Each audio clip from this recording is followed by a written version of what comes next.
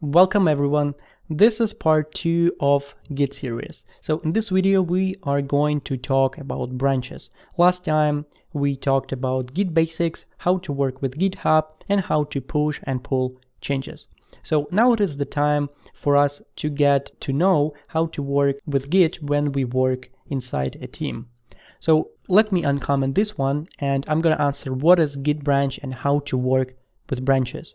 In the previous video, we omitted this part when we talked about this master string over here. So master means that we are currently on the master branch, and master branch is the main production branch by default. So what is a branch? A branch, this is just a copy of our project files at some point. We can have as many copies as we want. So if we have 100 branches, it means that we have 100 different, let's say, points of our code. In real world, the way teams work is that they don't wait until some dev commit changes to the code, then other dev commit changes to the code, and they basically do in a queue. This is not how it is. In reality, all work in parallel, and branches allow us to work in parallel. So what I mean is that let's actually look on that by an example so we can understand that. If we navigate to our project from the first video, I'm going to use the same project. So I already opened terminal inside my project folder, and I'm going to type, to create a new branch, I need to type git checkout -b and the name of new branch. So let's name it first. And right now you can notice that master has been changed to first. It means that currently we are on the first branch. To view all branches inside our local project, we can do git branch. And as you can see, we have first and we have master, and that's true. Now, what is the main point of branches? So let's do some changes and let's see what we will get from that. So I'm gonna do some dump changes, then I'm gonna commit these changes by typing git add, then git commit, and commit message. So let it be something like LOL. All right, cool. Now, if I type git log, I can see that, okay, now I have this commit as my latest commit. And also you see that head has been changed to first. That's pretty cool. Now, this is what is happening on the first branch, but let's switch back to the master branch and see what is happening. So if I'm gonna switch back to master branch, I can do that by typing git checkout without -b, just the name of branch. My target branch is master. So right now I'm on master branch, and if I type git log, I can see that here I don't have that commit that we just created. That's because I created this commit on the first branch, and this is the point. So you see, now on the master branch, I have my outdated project files, let's say, and on the first branch, I have new changes. So that's how it is. Now I have two copies, and if I open again my definitions here, I see that here I have git merge, pull request, and git merge noff. What do they do? Well, they serve exactly the same goal. They all are used to merge changes from one branch to another branch. So what I mean is that, again, on the first branch we have one more commit. To view that, we can actually do the next thing. If I navigate back to my first branch by typing git checkout first, I can push this branch online, because if I go back to my GitHub account, Git my repository, I don't have any changes here yet. That's because I need to push this branch online to actually see it. So we can do it in exactly the same manner as before. Git push, then origin, our alias, and the name of branch to deploy. In our case, it is first. Okay, cool. So the changes has been published online, as you can see less than a minute ago, and compare and pull request. What does it mean? Let me refresh the page, and here we can see that we have two branches now. If I click on that, I can see my first branch and the master branch. And if I hover here, I can see one commit ahead of master. And that's actually true.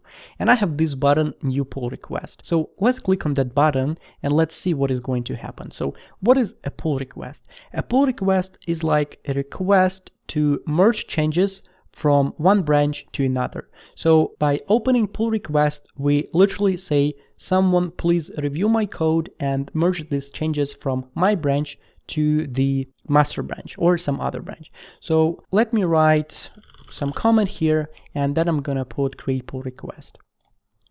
So why to do that? Why we can't somehow directly merge changes without that?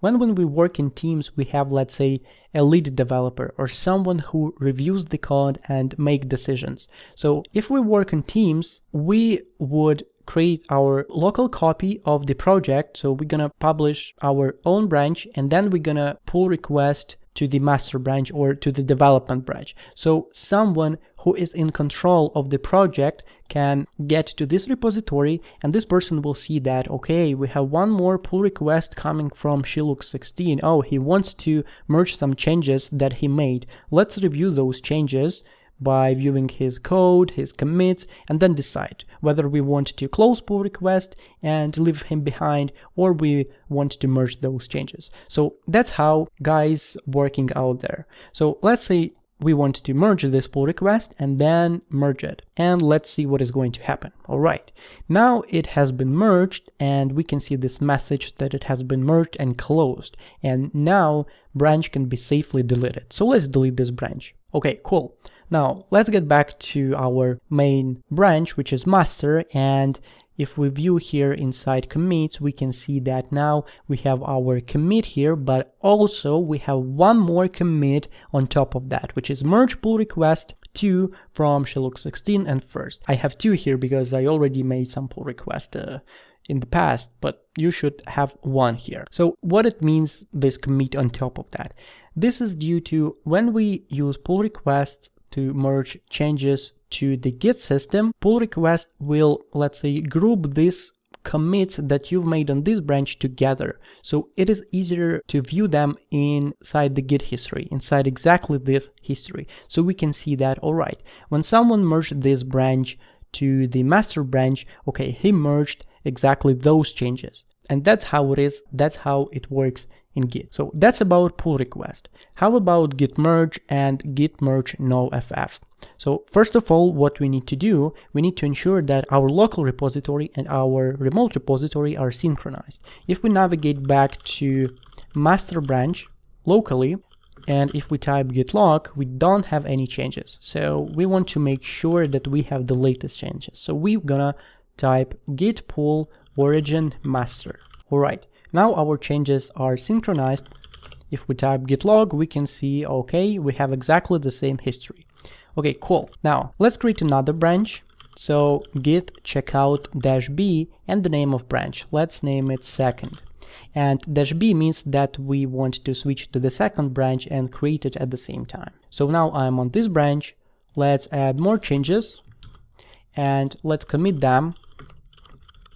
Something like second. And after that, I would say, all right, maybe let's add one more change like that. And again, a new change. Let's name it second. Something like that. That's strange, but it will work. So now what we can do, these commands, git merge and git merge noff, they are both intended to merge changes locally without pushing our branch online and then by creating a pull request. So git merge noff will basically do exactly the same thing as pull request. It will merge changes to the target branch, and also it will group them under one more commit on top of that. However, git merge will not do that. It will merge all changes as they are. Now we know that we've made 2 new more changes, second and second on the second branch. Now let's actually merge those changes locally. So what I need to do, I need to go to the target branch first. So it is going to be master. I'm going to type git checkout master, and on this branch I'm going to type git merge second. So the name of branch that I want to merge. If I hit enter, as you can see, everything has been merged successfully. And if I type git log, so I have second and second, but I don't have any other commit message on top of those two. That's because git merge, again, merges changes as they are. And it is not really that useful because you can't see from what branch those changes came. So let's now push this online. So git push origin master to view them online so we can inspect it. So imagine right now we are completely another person. And if we go to this project, we go to commits, we can see latest two commits, second, and second. All right, so this is cool. We have two latest commits, but we don't see from what branch exactly they came. So it is hard to tell whether those two commits were directly written inside master on another branch. So that's why creating a pull request or git merge noviff is more useful than that. Let me demonstrate you also git merge noviff quickly. So I'm gonna create a new third branch quickly. I'm gonna, let's say, do another change here. Then again, gonna commit this message like this, and now in exactly the same manner I'm gonna switch back to the master branch. Then I'm gonna do a very similar thing, git merge noff, and then the branch that I want to merge, so third branch. If I hit enter, okay, merge made by the recursive strategy.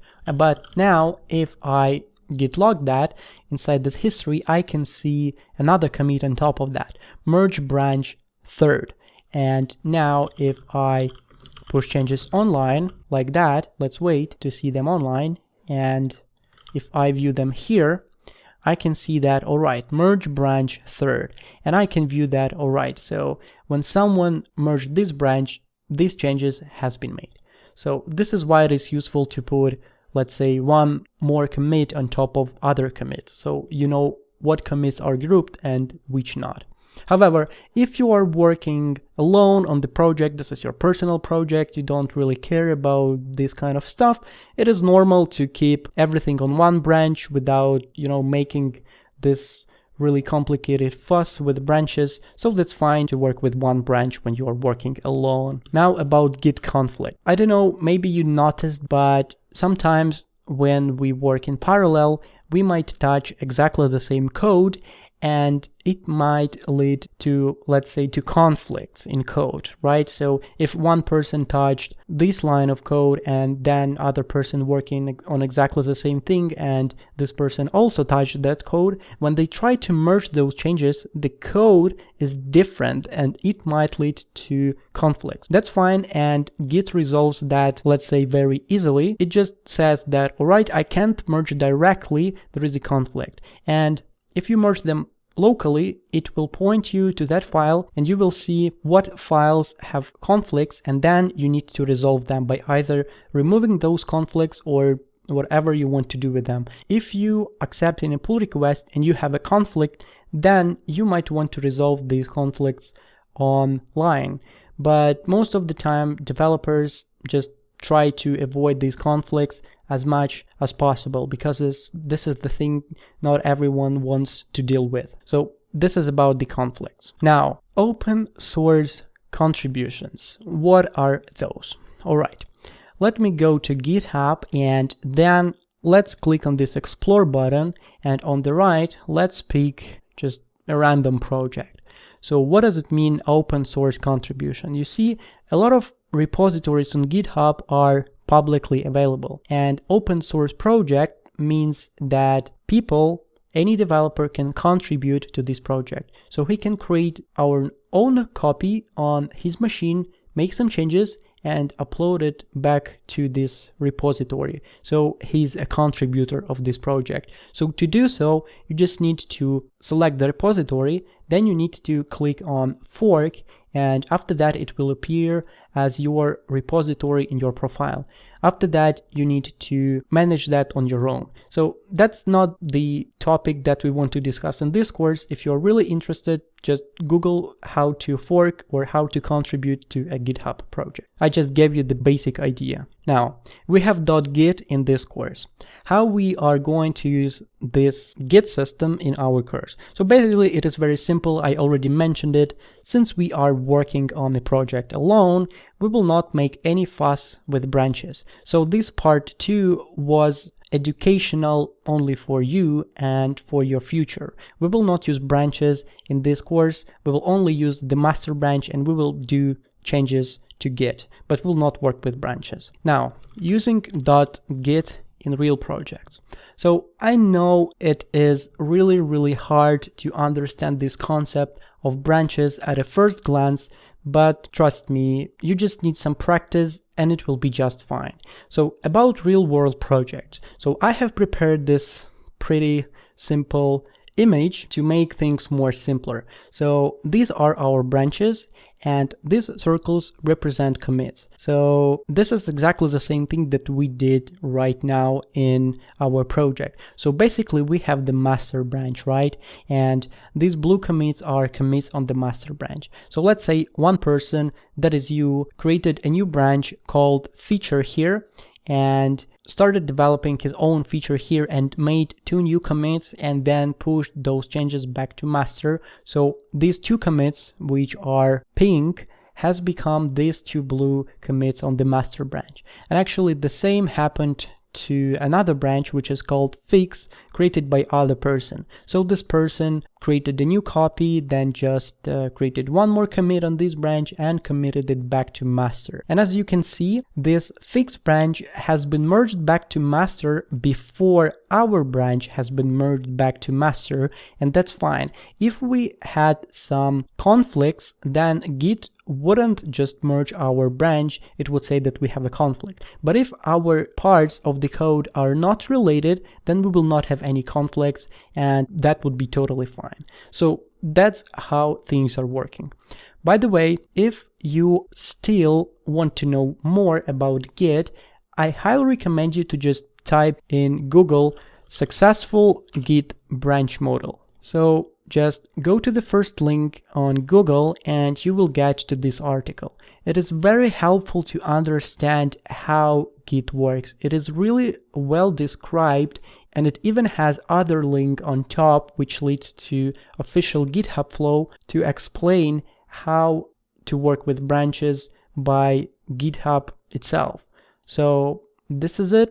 Just read this article. Trust me, it is very helpful. That's all I wanted to say about Git. It is really confusing at first glance, I know, but trust me, this is the system that you will work with on a daily basis. I hope you've enjoyed it, and again, any questions, I'm waiting for you down in the forum.